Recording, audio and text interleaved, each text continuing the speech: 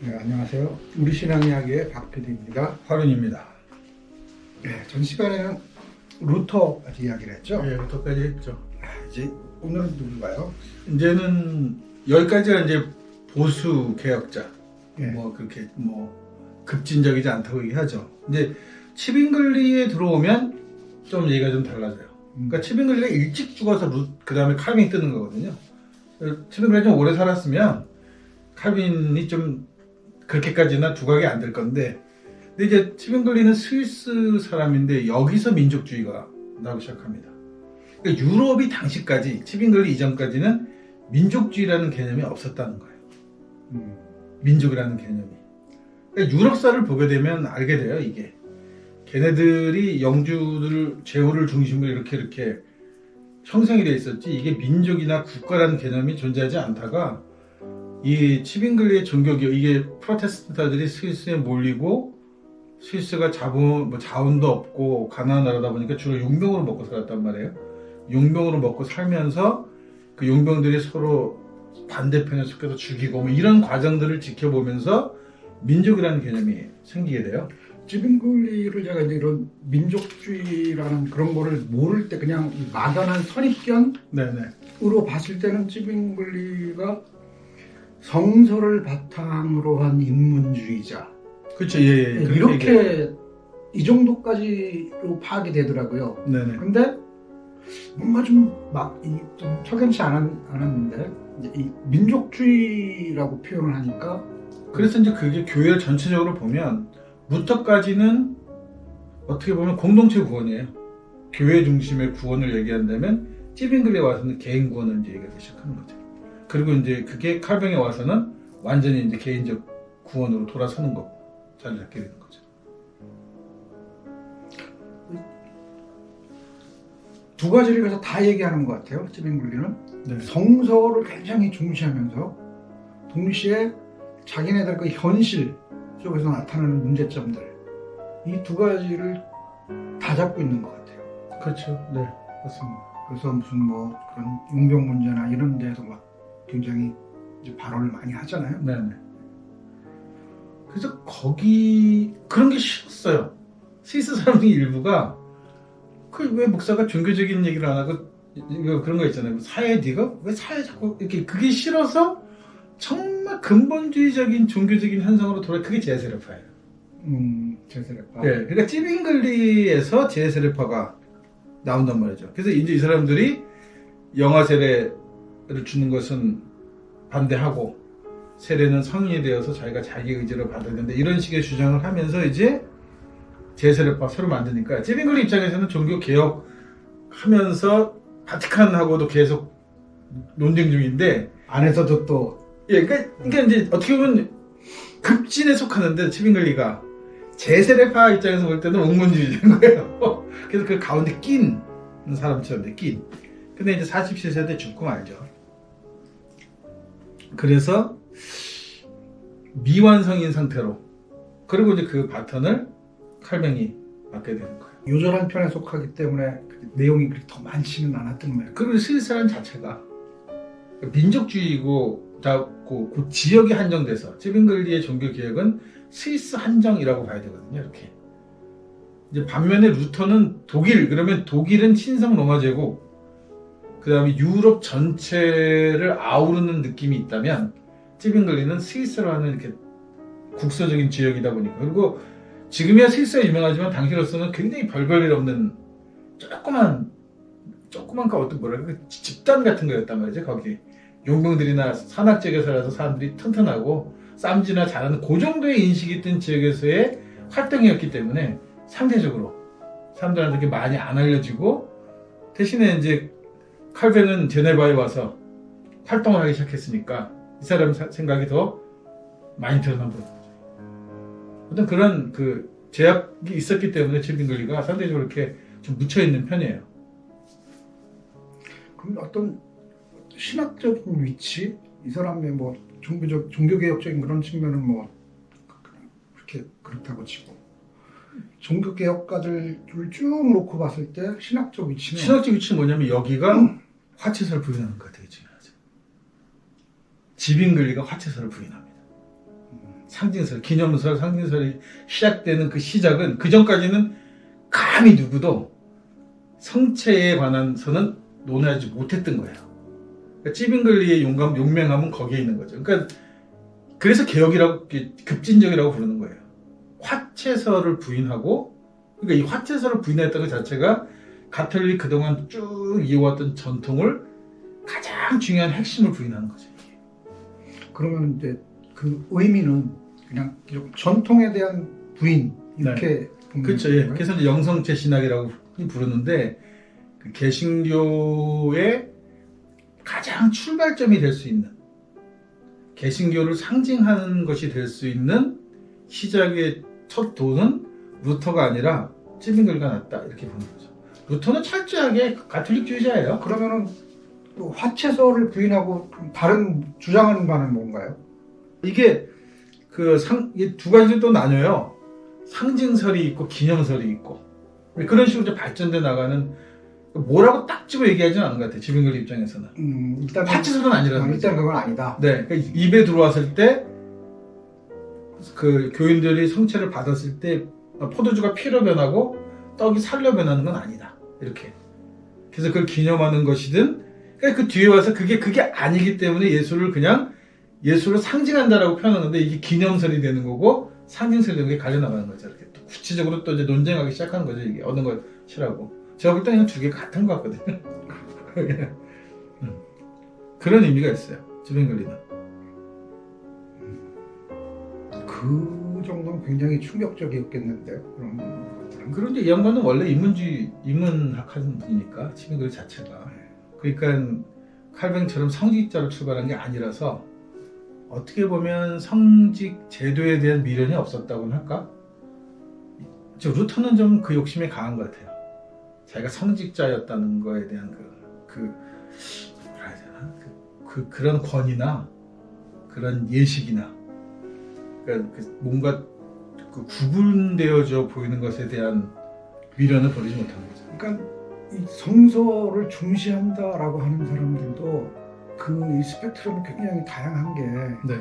이 찌빙글리 같은 사람은 이 사람도 굉장히 성서 중심적인 사람이란 말이에요. 네. 그런데 그것을 어떤 성직자의 권위라든지 이런 데 두는 것이 아니라 일반 우리가 살아가는 이 삶 속에서 이걸 어떻게 풀어낼 거냐. 그렇죠. 네. 거기에 관심을 갖다 보니까 철저하게 성서 기준이지만 뭔가 잘못되거나 이런 거에 대한 것들은 아주 과격하게, 과격해. 그래서 과격하다는 얘기를 듣는 거예요. 과격하게 꾸짖는단 말이에요. 예. 더는 인문학자니까 더 그런 거죠.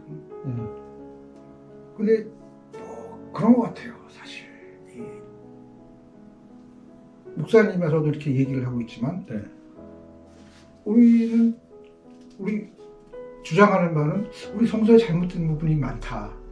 이 논리적 오류도 많고 이렇게 얘기하면서 또 주장하는 바를 보면 이 찌빙글리처럼 그냥 일반 다른 기독교인들한테는 굉장히 과격하게 보이는 면들이 많잖아요. 많죠. 예. 그럼 이 찌빙글리와 이게 비교를 했을 때, 목사님이 평상시 말씀하시는 거를 비교했을 때 어떤가요? 그러니까 제가 신학을 하긴 했는데 저는 이제 우리 전통 종교에서 기독교를 바라보니까 찌빙글리 입장인 거예요. 찌빙글리가 인문학에서부터 출발하니까 개인의 구원에 관심을 갖게 되고 민족주의에 관심을 갖다 보니까 교회가 제도적 부패가 심각하구나 이렇게 해서 개혁가로 가는 거예요. 반면에 칼빈은 자기가 안에서 겪으니까 이거 다 썩었어. 이거 바꿔야 돼. 입장이 완전히 다른 거죠. 근데 저 같은 경우는 안에서 썩어서가 문제가 아니고 그거는 중요하지 않아요. 썩고 안 썩고 중요한 게 아니라 이게 우리 민족이 5,000년 가까이를 믿어오는 종교적 정서를 비춰보면 기독교가 갖고 있는 문제점이 많으니까 저는 그거를 개혁하자는 거죠. 종교 제도나 무슨 그런 교단이 이런 거는 사실 관심 바뀌거든요. 그러니까 어떻게 보면 찌빙이가 그렇게 출발을 한 거예요. 그러니까 이 사람이 굉장히 민초적인 게 뭐냐면 스위스 용병들, 스위스인들의 삶. 그러니까 어떻게 보면 당면한 과제예요. 스위스가 거의 국가적인 유일한 수입이 용병 수출인데 그거를 비판을 해야 하니까 지금도 제가 가난 얘기를 많이 하는데 가난 얘기하면은 엄청 달려드는 편인데. 그러니까 사실은 그게 그 뭐라 그럴까요? 이 딜레마인 게 딜레마죠. 경제적인 문제와 네. 그 다음에 생명의 문제잖아요. 예. 이 둘을 놓고서 말하자면은 생명을 택한 거잖아요. 생명을 택한 겁니다. 네. 네. 성서의 정신으로 비춰볼 땐 당연히 맞는 얘기인데 맞는 얘기죠. 이제 또 현실의 삶을 놓고 볼 땐 그럼 뭘 먹고 살란 말이냐? 가장 많이 받는 질문입니다. 예. 그게 이제 사실은 찌빙글리만의 문제가 아니라 오늘날 기독교인들에게도 이 부분은 굉장히 중요한 이슈가 될 것 같아요. 그러니까 지빙글리는 그 문제에 대해서 조금씩 신학적인 후퇴도 조금씩 하는 게 보여요. 그러니까 아까 말씀드린 대로 현실적인 삶에서는 문제들 때문에 지빙글리는 고민하는 사람이에요. 답을 내는 사람이 아니라 계속해서 고민하고 질문을 하고 문제점이 뭔가를 찾으려고 하는 반면에 이제 요단번에 얘기했지만 칼빈이 이거를 완전히 제도화시키는 거죠. 제네바에서. 근데 뭐 거기는 그렇고 이게 고민의 문제로 별로 안 보이고. 네. 그러니까 어떻게 보면 그 아까도 앞에 그 루터의 그 제자였던 뮌처 같은 경우가 이 지금으로 보면 마르크시즘보다 더 과격하거든요. 아주 그냥 이 사람은 이 모든 악은 이 교인들이 어렵게 사는 모든 악은 교회 제도에 있다. 이렇게 본 거예요. 그러니까 계급을 완전 타파하는데 뭐까지 타파해야 되냐면 교회도 타파해야 되고 세속적인 권력도 타파해야 한다. 그 농민들의 세상을 만들어야 한다는 거거든요. 아나키스트네요. 그러니까 막 깜짝 놀란 게 막스가 300년이나 뒤에요. 뮌처보다. 그러면 이 양반이 갖고 있었던 이 사상이 굉장히 혁신적이었던 거예요. 당시로서는. 상상할 수 없을 만큼. 근데 이게 그러니까 제가 참 뭐 이렇게 얘기하면 또 루터 교신자들이나 또 난리가 나겠지만 루터가 이 꿈을 철저하게 짓밟는단 말이에요. 이때 농민혁명이 성공을 했으면 유럽 사회가 다른 방향을 갔을 거 아닙니까? 종교도 다른 방향을 갔을 거예요. 근데 이거를 철저하게 짓밟아서 결국은 근 300년 후에 돼서는 이제 그때 가서야 여기 막스가 나와서 이 계급 투쟁 이야기를 그때 다시 시작한단 말이에요. 근데 저는 그래요. 이게 우리가 흔히 하는 얘기로 그 국민의 수준이 그 나라 대통령 수준이다 얘기하듯이 네. 사실 그 당시 민초들의 수준으로 봤을 때 이 민초의 사상이 뭐 이렇게 루터가 짓밟지 않았어도 이루어지기는 막스가 지금 죽은 지도 한참 지금도 사실 마찬가지인데 마찬가지죠. 그거는 마찬가지예요. 네. 그러니까 조금씩 그게 그래도 좀 깨어져 나가야겠네. 안타깝다는 거죠. 그걸 누가 꾸준히 이렇게 이었으면 그거는 맥이 끊기거든요. 근데 어떻게 보면 지빙글리에서는 좀 그게 보이는 거예요. 비슷한 시대의 사람이기도 하지만 그러니까 이 당시 사람들이 정말 이제까지는 진짜 잠들어 있었고 깨어나지 못했던 지역이죠. 그 지역 자체가 중세 유럽이라는 완전히 그냥 기복 신앙의 미신 같은 신앙으로 딸딸 뭉쳐져 있던 다져진 지역에 이 땅이 터지기 시작하는 거예요. 비로소 이쪽에서 이 동방에서도 밀려 들어왔던 사상들이 여기서 이제 그 이제 뿌려놨던 씨앗들이 이제 꽃이 터져 나온 게 이렇게 터져 나왔던 거죠. 지빙글로부터 터져 나오고 민지로부터 터져 나오고 루터도 터져 나왔다고 봐야 될지 어쨌든 뭐 터져 나온 거죠. 터져 나오긴 그렇게 터져 나왔다고 봐야 되는 거죠. 그러니까 지빙글리는 조금 더 깊이 들여다볼 필요가 있어요. 너무 자료가 오히려 자료가 없어서 그렇죠. 자료가 없어서. 네. 그러니까 또 유추해 볼 수밖에 없는 거니까. 어떤 그 굉장히 그러니까 좀 선진적이라고 봐야 되겠네요. 지금은 우리가 당연히 개신교 당연히 생각하지만 성찬례에 대한 게 이게 화채가 아니라는 것만으로 해도 굉장한 거란 말이죠, 이게. 그러니까 서양 사람들은 그냥 그렇게 그 서구는 그렇게 믿은 거예요, 그냥 주면서. 사실 포도주는 안 줬죠. 또 자기네끼리만 마시고 사제들끼리만 마시고 빠져 주면서 이거 뭐 씹는 동안 여기서 살이 되니까 버리면 안 돼, 흘리면 안 돼, 더럽혀서도 안 돼, 이런. 그러니까 중요하지 않은 문제를 거니까 복잡한 예식이 생기는 거예요. 그러니까 이거 주님의 몸을 떨어뜨리면 안 되니까 사제가 직접 입에다 넣어줘야 돼. 안 떨어뜨리게. 그러니까 니들은 와서 그냥 아 하면 넣어준 거지 이렇게. 저는 이제 이 치빙글리에게 있어서 좀 우리가 고민해야 될 점은, 우리는 지금 그냥 당연히 빵의 문제는 생명의 문제다 그렇게 이렇게 얘기를 하는데, 이 치빙글리는 빵의 문제와 생명의 문제는 다르다. 네. 오히려 우리는 생명을 더 중시해야 된다 이렇게 지금 주장하는 그런 부분에 있어서 우리가 분기점에 서는 조금 더 치빙글리가. 생각을 좀 해봐야 될 것 같습니다. 그것도 그냥 사상적에서 나온 게 아니고 이 사람이 실제로 스위스인들의 삶을 통해서 생명 존중이 생겨났다는 거죠. 종교보다도 생명을 우선시하는. 그러니까 그거에 반대해서 제세례파가 한마디로 근본 꼴통들이 또 나오기 시작하는 거예요 여기서. 그러니까 아까 박사님 말대로 정말 아이러니한이래요. 아이고, 알겠습니다. 치빙글리에 대해서 이야기 여기까지 마치겠습니다.